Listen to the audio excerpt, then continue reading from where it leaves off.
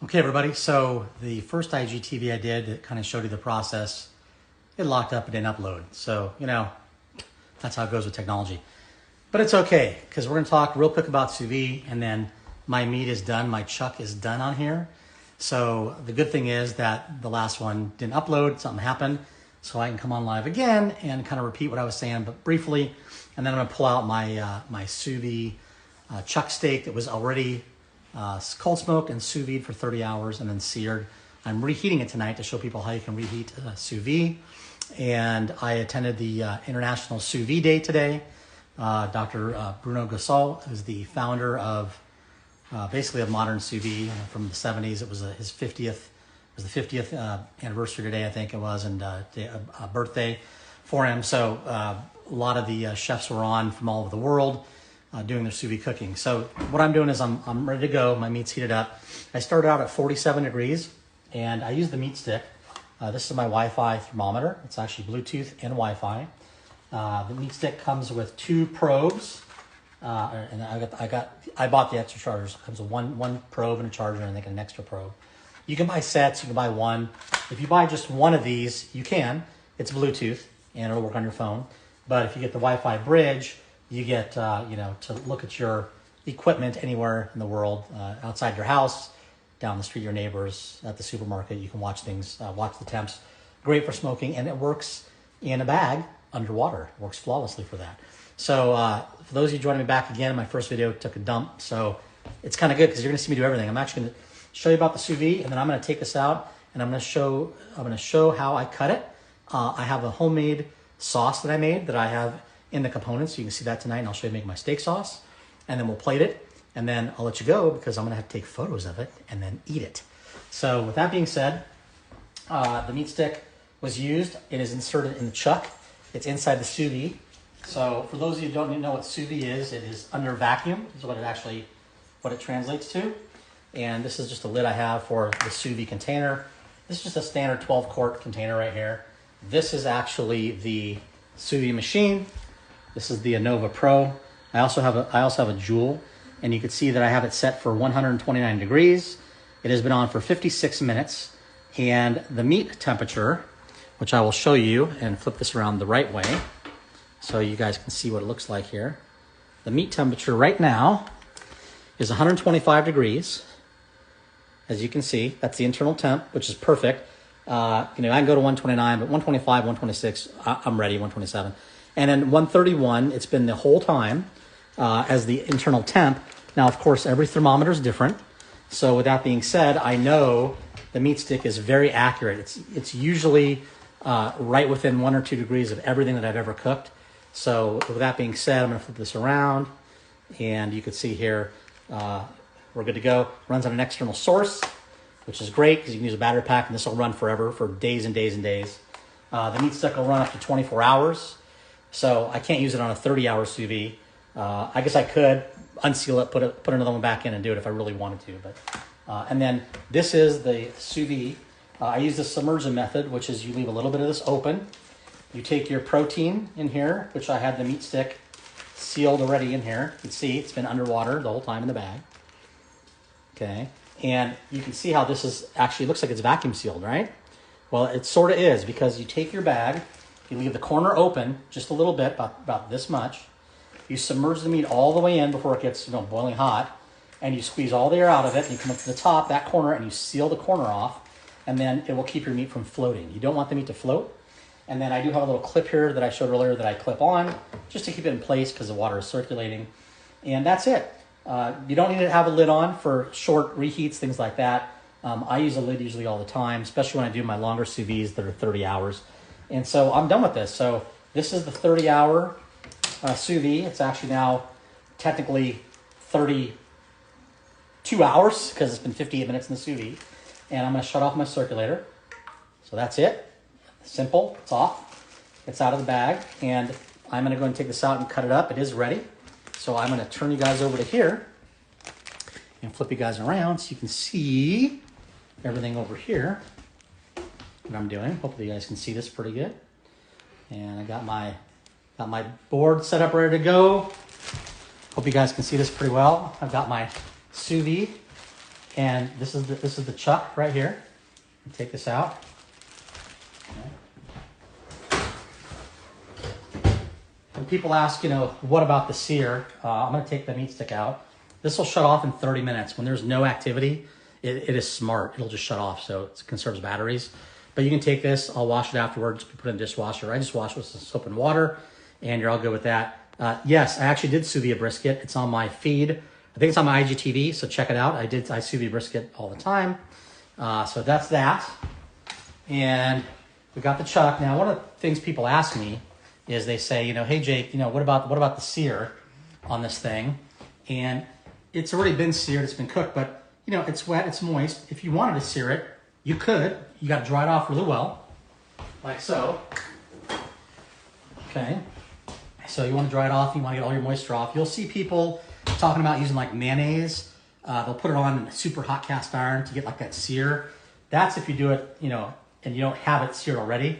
This is already seared, and it's got all the seasoning on it, so I really don't want to rub it and take too much off. But, you know, if you wanted to, you know, you could just take this and you could just use a little hand torch or whatever. Guys do this, and, you know, you can just hit this meat if you want to get a little crispier on this, or if you got some fat you want to crisp up, you can hit that fat on there, and, you know, that's it. I mean, it's seared. Lickety split like that.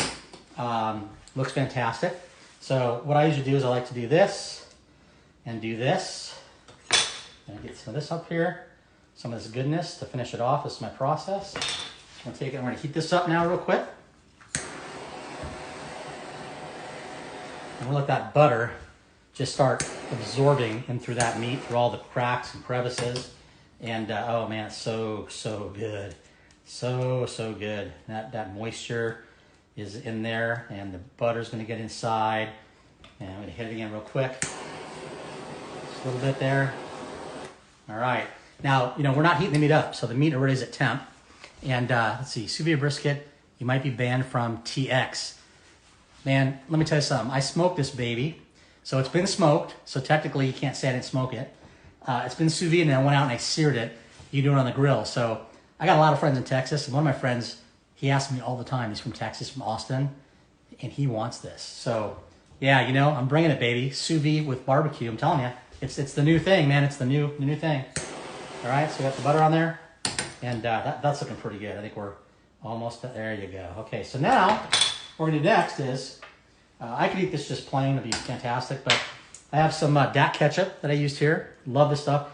It's not ketchup. I hate to say it, but I can't explain it. Somebody said it should actually be like that, like datchup. It's just awesome. It is awesome stuff. It's not a barbecue sauce, but it's not ketchup. I can't explain it. You got to check it out. Go online, pick up a bottle for yourself. The dot sauce that I have is amazing. I use this every day on my eggs, all the time, and a lot of other things too. And then I've got George Earle's barbecue sauce, a little bit of that, tablespoon of that. I've got a tablespoon of some cream horseradish, and I've also got a little bit of mayonnaise for a thickener and to give it some consistency. So, oh, and I also have a teaspoon or two of Worcestershire sauce I put in here.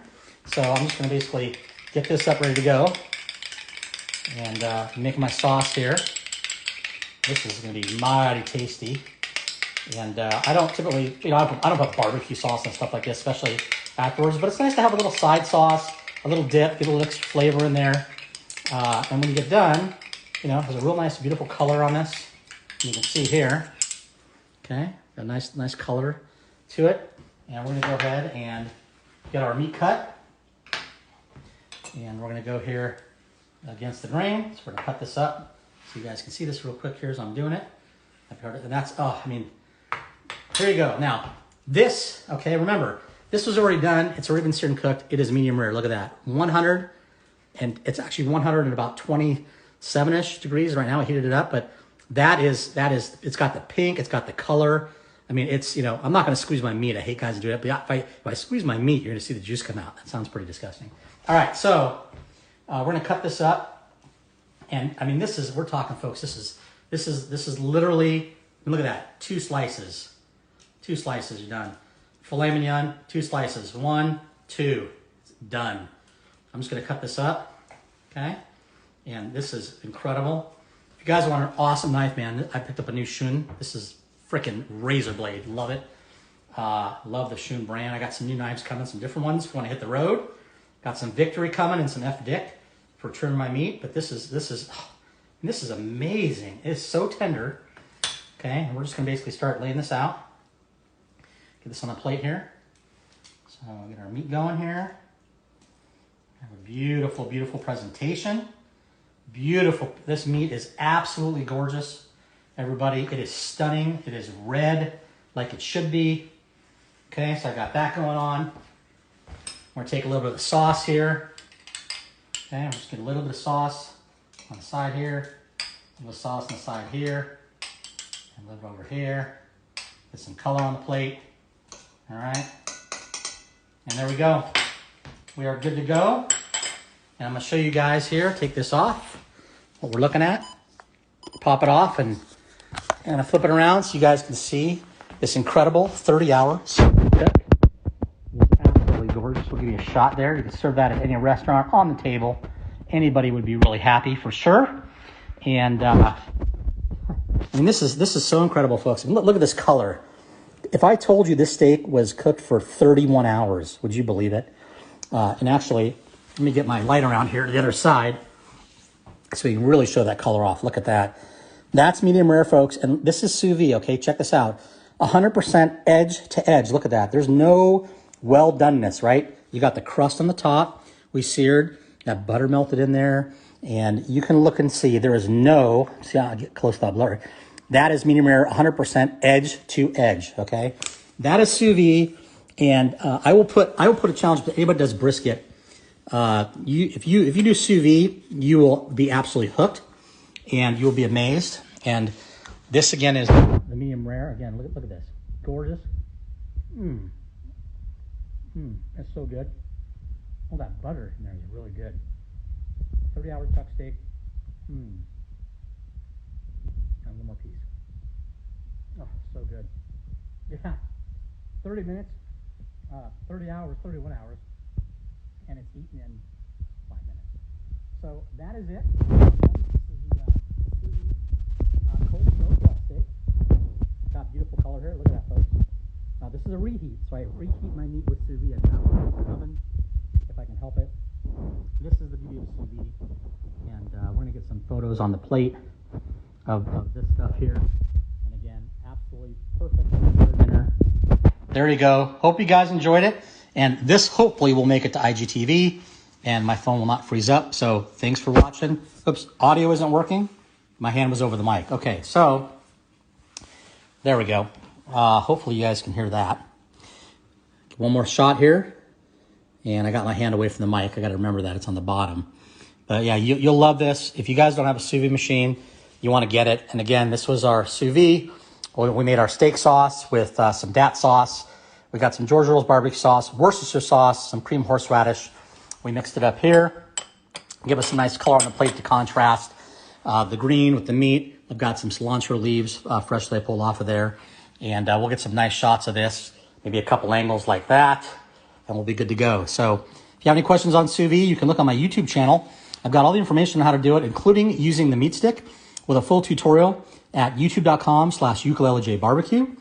And if you also go to my website, ukulelejbarbecue.com, I'm going to have some stuff out there on my blog on sous vide that I'm writing, but absolutely fantastic. And, you know, I can't say it enough. If you guys really want something incredible, you got to get the sous vide. Melt in your mouth. Fantastic. I'll talk to you guys later. I got to go eat.